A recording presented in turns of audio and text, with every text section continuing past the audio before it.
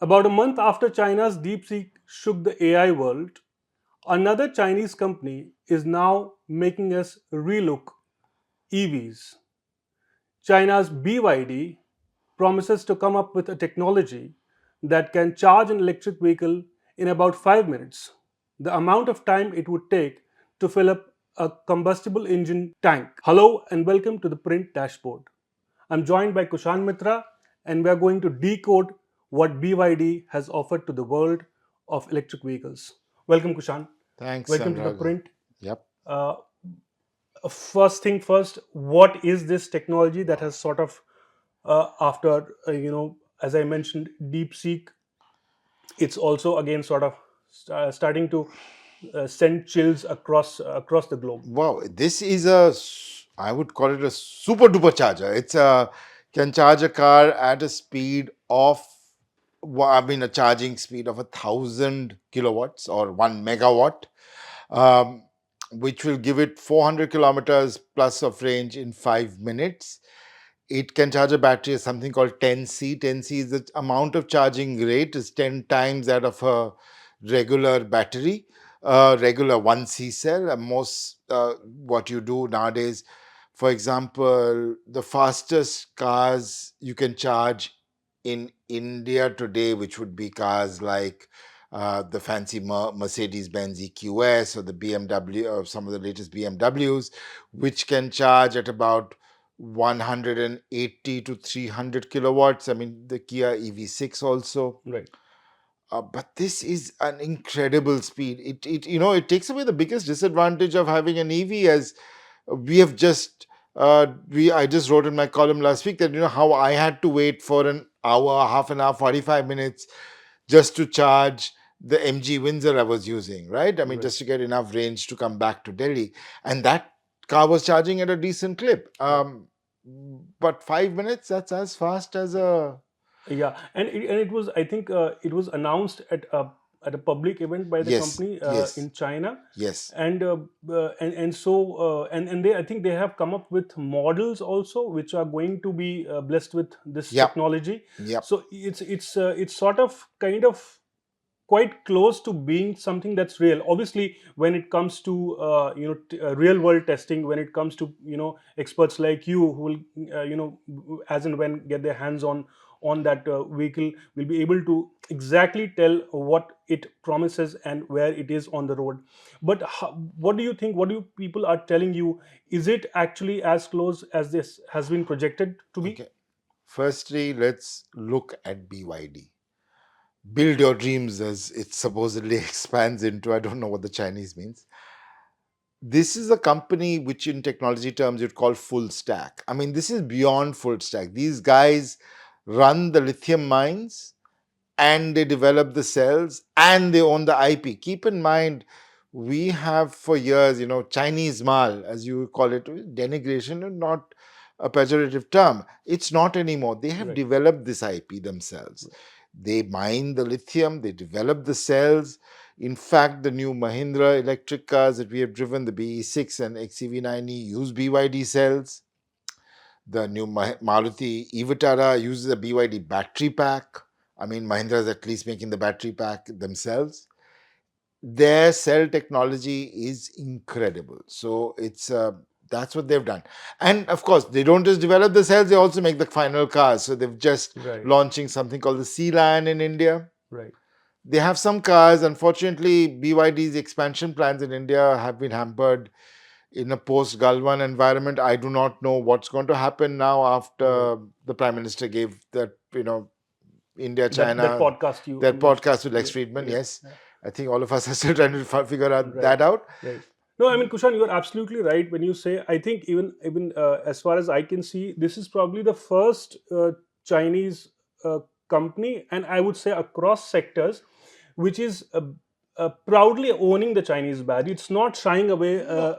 like a lot of and there are examples in the auto sector as well. Yeah. And there are reasons to believe, because as you mentioned, they have a long curve Yeah. that they have followed to come here. They started off as cell phone battery manufacturers. They used to supply battery cells to manufacturers like Nokia, and in automobile sector they are supplying, they have been supplying cells to giants like Tesla Yeah. itself. So it is indeed a big development. No, no. It's. I mean, I think there are two Chinese companies I hold in extreme good regard. BYD, of course, is one of them. The other one is DJI. As camera persons would know, DJI runs all the gimbals, the drones, all the drones. They're DJI Right. commercial drones. So these are two Chinese companies that are definite tech leaders. We see what DeepSeek can do. So, Kushan, I mean, a lot of people in India, they have heard about BYD in metros such as Delhi and Bombay. Nowadays, when you take your car out or you're on the road, you happen to see BYD a Yeah, lot yeah. often these days. And but there is a lot of curiosity around the brand still that exists in India. I mean, even though with these kind of innovations, it will be able to break the mold and project itself as the innovator. What do you think it's going to sort of how far is it from coming into a market like India, or is it still sort of trying to It's focus on I the home the market or the Western I think markets? this will first be home market because you'll have to build the charging infrastructure for these super fast chargers. BYD does have a significant presence in India through its joint venture with Mega Engineering called Electra for buses. Mega and BYD wanted to do a joint venture for cars as well, but again, post Galwan, that did not happen. We'll have to remain and see what happens. Other Chinese car makers like SAIC, which sells under the MG brand, uh, you said quite interesting about brands, but they have tied up with JSW of Sachin Jindal. There's a rumor that JSW will also tie up with another Chinese car maker called Geely. Geely owns Volvo, by the way. Um, so I think some of this technology will come to India with these cell technologies, super fast charging technologies, but we should also look at stuff that Indian companies are doing. About 18 months ago, I did a story on a company called Exponent Energy Right. over here, the print. They've also developed a super fast charging system. In fact, yesterday on day we are recording, but yesterday on their social media, they showcased a bus charging at 1 megawatt. Right. So they have a very unique system by which they are offboarding the thermal management onto Right. not on the vehicle. So there are some developments happening in India as well. But BYD genuinely they're doing some fantastic work. I mean, I'm sure they will be developing these cells that they're developing may not. They'll come into India through car makers like Mahindra, through Right. Maruti, through Right. everybody else. BYD Right. is the And global it's leader. it's a question that has been posed to some of the leading car makers in India, the Indian ones, that how do they see this competition, the external competition coming in, because uh, the likes of BYD, if they have the capability to shake up markets in the West, how does it pan out for a country like India where technology and homegrown manufacturers are still trying to sort of travel the initial curve to consolidate the positions? So Oh how do you yeah. think the likes of Um, Tata and Mahindra particularly are going to uh, plan out for this? I mean, my first impressions of the new Mahindra cars, at least, is that they've caught up with the Chinese in the fact that they've made their cars into gadgets.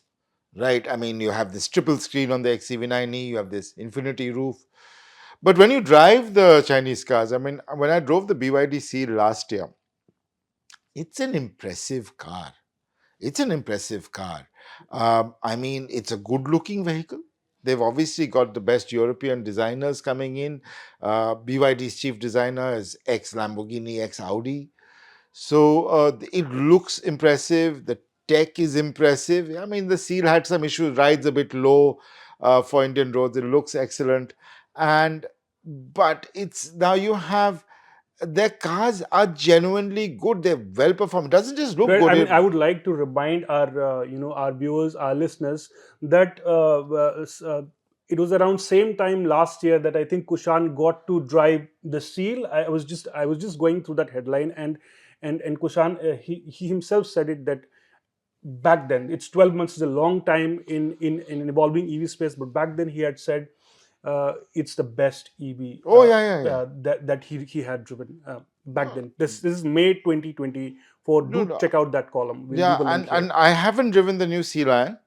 I will be driving it soon, but I'm sure it's also my friends who have driven it said it's brilliant.